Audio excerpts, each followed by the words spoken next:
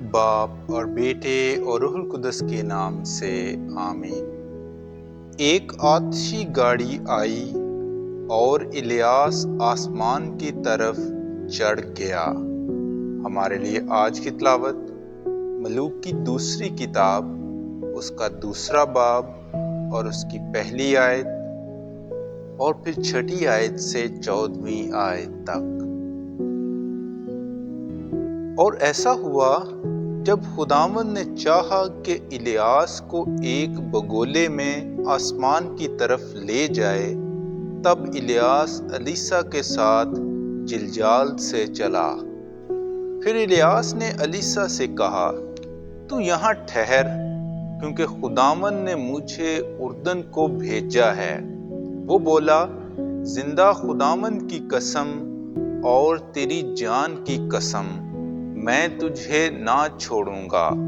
اور وہ دونوں ایک ساتھ گئے، اور انبیاء زادوں میں سے 50 آدمی گئے اور ان کے مقابل دور کھڑے ہو گئے، اور وہ دونوں اردن کے کنارے پر کھڑے تھے۔ تب الیاس نے اپنی چادر پکڑی اور لپیٹی اور پانی پر ماری، تو وہ ادھر ادھر پھٹ گیا، اور وہ دونوں خشک زمین پر پار ہو گئے۔ جب وہ پار چلے گئے تو الیاس نے الیسا سے کہا، پیشتر اس کے کہ میں تجھ سے لیا جاؤں، تو مانگ کہ میں تیرے لیے کیا کروں۔ الیسا نے کہا کہ تیری روح میں سے میرے لیے دگنا حصہ ہو۔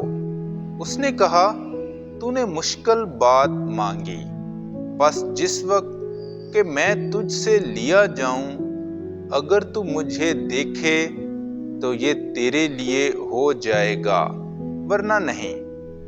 اور جب وہ دونوں چلے جاتے اور باتیں کرتے جاتے تھے، تو دیکھو ایک آتشی گاڑی اور آتشی گھوڑوں نے ان دونوں کے درمیان جدائی کر دی، اور الیاس بگولے میں آسمان کی طرف چڑھ گیا، اور الیسا نے اسے دیکھا اور چلایا، اے میرے باپ، اے میرے باپ، اے اسرائیل کی گاڑی اور اس کے سوار۔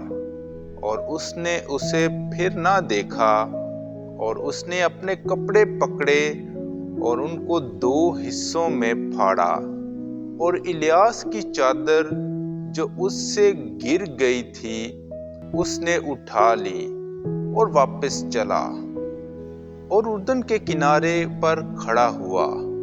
اور اس نے الیاس کی چادر جو اس سے گر گئی تھی پکڑی اور پانی پر ماری، پر وہ تقسیم نہ ہوا۔ اور اس نے کہا کہ خداوند الیاس کا خدا اس وقت کہاں ہے؟ اور اس نے اسے پانی پر مارا، تو وہ 2 حصے ہو گیا، اور الیسا پار ہو گیا۔ پاک کلام کے پڑھے اور سنے جانے پر خدا کی برکت ہو۔